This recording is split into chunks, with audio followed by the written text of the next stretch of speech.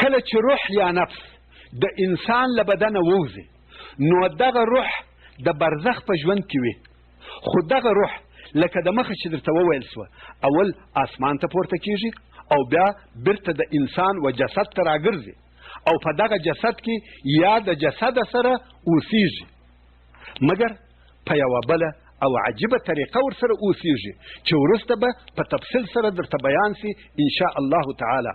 او دغه ژوند ته نعیم القبر یا عذاب القبر ویل کیږي. مګر هلته ځینې خاص خلق شته چې د هغو د روح د اوسېدلو دپاره خاص ځایونه دي.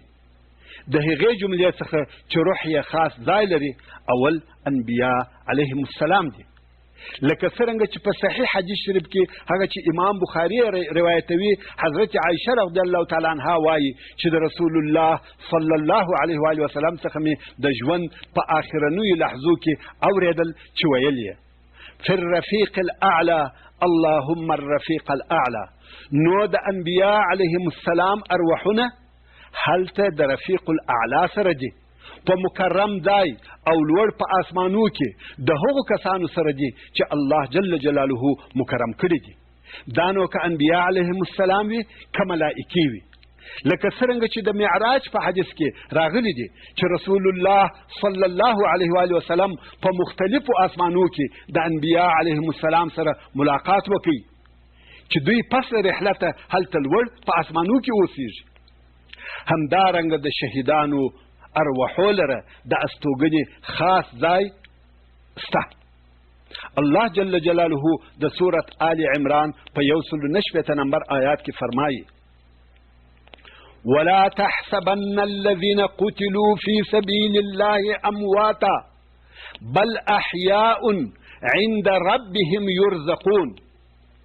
یعنی هغه کسان چې د الله جل جلاله په لار کې وژل سوي دي پر هغو هیڅکله د مړو ګمان مه کوئ، بلکې دوی ژوندي دي، د خپل رب په حضور رزق ورکول کیږي. پام کوه چې هیڅکله دا خیال او ګمان ونه کې چې شهیدان مړه دي، بلکې د شهیدانو حال د نورو ټولو مړو څخه فرق لري. بدنونه لکه د انبیا علیهم السلام او صدیقینو نه خرابیږي، بدنونه سالم او ثابت پاته وي، مګر ارواحونه په خاصو ځایو کې اوسیږي. لکه څنګه چې تا ته رزق درکول کیږي شهیدان هم ژوندي دي او رزق ورکول کیږي. شهیدان چیرې اوسیږي او چیرې رزق ورکول کیږي؟ د شهیدانو د استوګنې په باره کې هغه حدیث شریف دی چې امام مسلم رحمه الله او د احادیثو نور امامان یې روایتوي چې هغه داسې دی.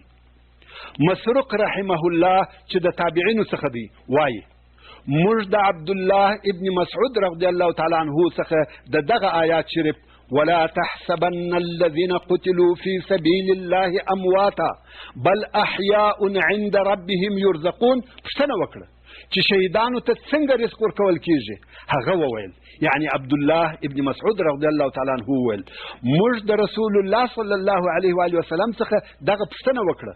رسول الله صلی الله علیه و وسلم وفرمایل د شهیدانو ارواحونه په زرغونو مرغانو کې وي او دغه مرغان په قندیلانو کې دي چې هغه قندیلان په عرش الرحمن ځړیږي او په جنت کې چې هر چیرې د دوی خوښه وي هلته الوزي او بیا بیرته دغه قندیلانو ته راځي. سبحان الله، دا کومه درجه او کم مقام دی چې شهید یې د الله جل جلاله په حضور کې لري. او د دغه درجه د حاصلولو د پاره به د رسول الله صلی الله علیه و وسلم اصحاب کرامو او نور صالح خلقو د الله جل جلاله څخه همیشه د شهادت غوښتنه کول، ځکه دوی ته د رسول الله صلی الله علیه و وسلم د احادیثو په واسطه هغه لوړ مقام او درجه، هغه فضیلتونه او نعمتونه چې الله جل جلاله و شهیدانو ته ورکړي دي ور معلوم و.